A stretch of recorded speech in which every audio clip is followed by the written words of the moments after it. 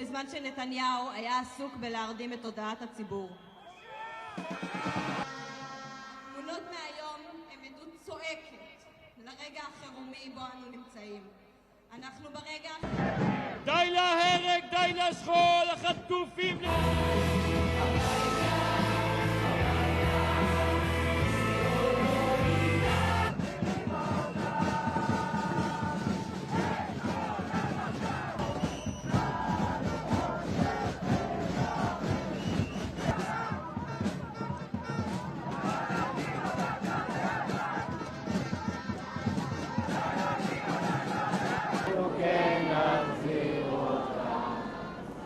אז למה הם עדיין בעזה?